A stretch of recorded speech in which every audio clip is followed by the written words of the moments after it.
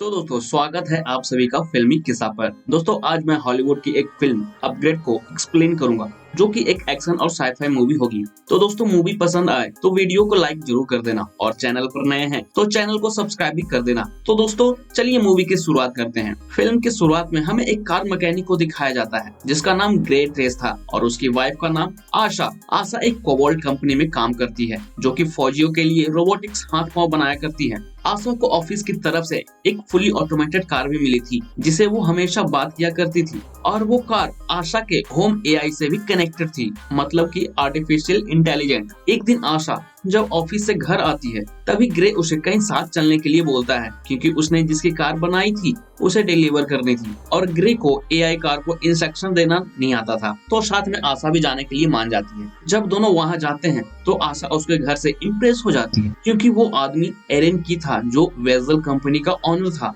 Vessel company भी बहुत बड़ी कंपनी थी जो बहुत ही एडवांस चीजें बनाया करती थी, यहाँ तक कि उस कंपनी ने एक चिप भी इजाद की थी जो एक कॉकरोच के आकार का था, लेकिन वो चिप हर वो काम कर सकती थी जो एक इंसान कर सकता है सिवाय बच्चा पैदा करने के। बाद में जब दोनों उसी एआई कार से वापस आ रहे थे तभी उस कार में कुछ गड़बड़ी हो जाती है और कार का एक्सीडेंट हो जाता है। थोड़ी देर बाद वहाँ पर कुछ लोग आते हैं और फिर ग्रे और उसकी वाइफ दोनों को गोली मारकर वहां से चले जाते हैं। इसके बाद वहां पुलिस आती है और फिर हम ग्रे को हॉस्पिटल में देखते हैं जो कि हाथ पांव से बिल्कुल पैरालाइज हो चुका था। वो अपने शरीर के एक फिंगर को भी नहीं हिला सकता था और उसकी वाइफ आशा की डेथ हो चुकी थी। यहाँ से सीन 3 महीने बाद शिफ्ट होती है जहाँ हम देखते हैं कि ग्रे व्हील चेयर पर घर वापस आता है और उसका सारा देखभाल उसकी मॉम किया करती थी। इसी दौरान वो पुलिस स्टेशन भी जाता है उनके बारे में पता करने के लिए जिन्होंने उस रात हमला किया था और आशा को गोली मारी थी, पर वहाँ भी उन्हें निराशा ही मिलती है। एक दिन जब ग्रे रेस्ट कर रहा था तभी एरन की उसके पास आता है और बताता है कि मेरे पास कुछ है जो तुम्हें फिर से पहले जैसा बना सकता है। वो उस चिप के बारे में बताता है जिसे स्टार्टिंग में दिखाया गया था।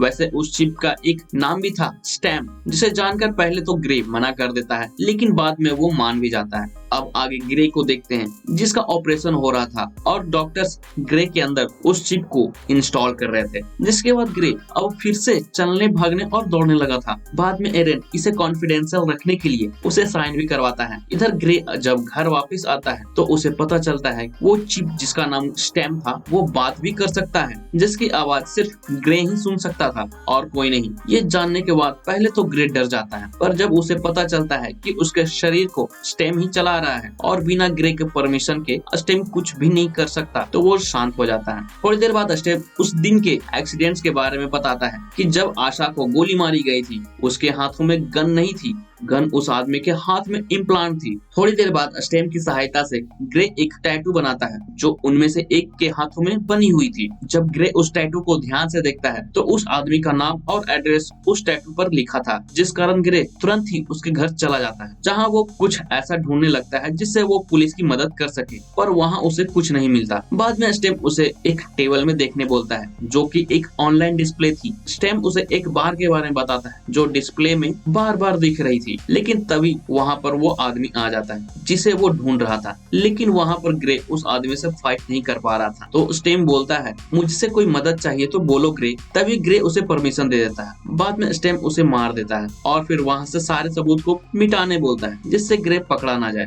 इधर एरन भी सब कुछ अपने सिस्टम में देख सकता था कि वो कहाँ जा रहा है, क्या कर रहा है, क्योंकि उसे डर था कि अगर वो पकड़ा गया तो पुलिस वाले ग्रे के अंदर से चिप को निकलवा देंगे और ग्रे फिर से पैरालाइज हो जाएगा। पर इंटरेस्ट की बात ये थी कि एरन को भी पता नहीं था कि स्टेम बात भी कर सकता है। तो एरन बोलता है कि अब कोई फालतू जासूसी वाला काम नहीं करोगे वरना मैं स्टेम को तुमसे निकलवा दूंगा। दूसरी तरफ डिटेक्टिव भी उस बॉडी को हॉस्पिटल में लाती है जिसे स्टेम ने मारा था, जहाँ डिटेक्टिव को पता चलता है कि वो आदमी के शरीर में हर जगह वायर इंस्टॉल थे, मानो जैसे कि एक सर्किट बोर्ड में होता हो। और तो और उस आदमी के हाथों में एक गन भी इंस्टॉल थी, जिसे जानने के बाद डिटेक्टिव उस आदमी के घर के पास लगे हुए ड्रोन फुटेज में देखती है जिसमें उसे ग्रे दिख जाता है, पर जब वो वहां से मिले एविडेंस से मैच करती है तो वो मैच नहीं करता। लेकिन फिर भी डिटेक्टिव ग्रे से कंफर्म करने आती है कि आखिर ग्रे वहां क्या कर रहा था। तो ग्रे बोलता है कि मैं बस आपकी मदद करने की कोशिश कर रहा था।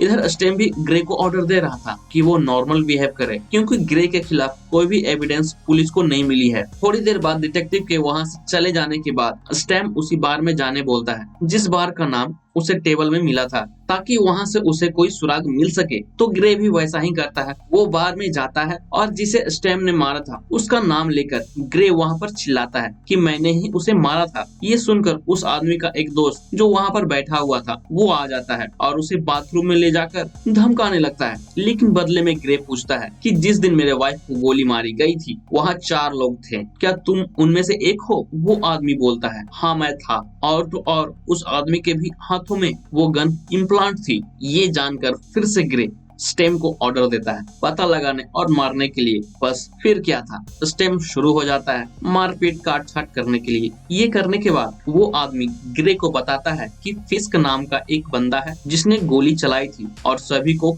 किसी ने मारने के लिए पैसे दिए थे। इधर इस दौरान अब एरन भी स्टेम को ऑफ करने में लगा हुआ था क्योंकि उसे मना करने के बावजूद भी ग्रे स्टेम से दूसरे काम करवा रहा था। तो स्टेम ग्रे को बोलता है कि अब तुम्हें किसी हैकर को ढूंढना और इनपुट गार्ड्स को हटवाना है ताकि एरन हमें ट्रैक ना कर सके। जिसके लिए स्टेम ग्रे को एक हैकर के बारे में भी बताता है कि वो कहाँ मिलेगा और उसे वहाँ जल्दी से जाने बोलता है क्योंकि स्टेम कभी भी शट डाउन हो सकता था। इसलिए अब ग्रे व्हील चेयर को वहीं छोड़कर भाग जाता है और जैसे तैसे करते हुए उस एड्रेस पर पहुंच जाता है। इधर तब तक स्टेम भी ऑफ हो चुका था। थोड़ी देर बाद बार में फिस्क भी आ जाता है और अपने पार्टनर की आंखों में देखकर पता लगा लेता है कि वो कौन थे और कहाँ गए हैं। और फिर फिस्ट थोड़ी देर बाद ही ग्रे के पास आ जाता है, लेकिन तब तक स्टेम एक्टिव हो चुका था। बाद में ग्रे भी वहाँ से भागने लगता है और छत पर चला जाता है। तभी वहाँ पर फिस्क का एक आदमी आ जाता है, पर इस बार ग्रे फिर से स्टेम की मदद से उसे मार देता है और फिर वहां से चला जाता है।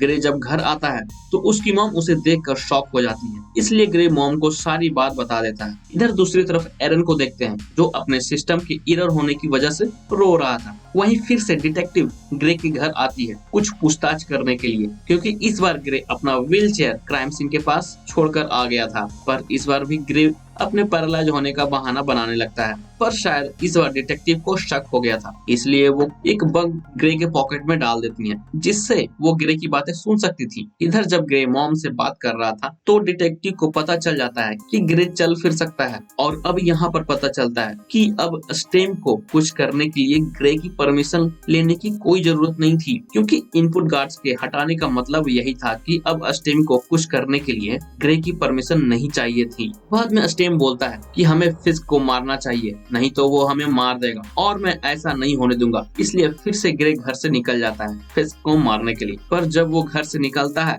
डिटेक्टिव भी ग्रे का पीछा करने लगती है। थोड़ी देर बाद ग्रे को भी पता चल जाता है कि डिटेक्टिव ग्रे का पीछा कर रही है और उसके पॉकेट से वो बग भी मिल जाती है, इसलिए यहाँ पर वो फिर से स्टेम को कुछ करने बोलता है। बाद में स्टेम भी एक कार को कंट्रोल कर सीधा डिटेक्टिव के कार से टकरा देता है। फिर ग्रे वहीं पहुंच जाता है जहाँ फिस्क था। वहाँ थोड़ी देर दोनों फाइट करते हैं। इसी दौरान उसे पता चलता है कि फिस्क का टारगेट ग्रे ही था, इसलिए जो गोली ग्रे को मारी गई थी वो एक गोली नहीं बल्कि एक मेडिकल टूल था जिससे ग्रे की रीढ़ की हड्डी टूट गई थी। बाद में ग्रे फिस्क को मार देता है और उसके फोन को चेक करता है तो पता चलता है ये सारा किया धरा एरन का था। ये जानने के बाद ग्रे सीधा एरन के पास आ जाता है और उसे मारने लगता है। तभी वहाँ पर डिटेक्टिव भी आ जाती है और उसे नीचे झुकने बोलती है, पर जैसे ही डिटेक्टिव ग्रे के पास आती है ग्रे खड़ा हो जाता है और डिटेक्टिव को मारने लगता है। पर इस बार ग्रे डिटेक्टिव को नहीं मारना चाह रहा था। वो बहुत ही कोशिश करता है स्टेम को रोकने के लिए पर रोक नहीं पा रहा था। तो ग्रे ही डिटेक्टिव को लेजर चलाने के लिए बोलता है जिससे स्टेम डिटेक्टिव को छोड़ देता है। और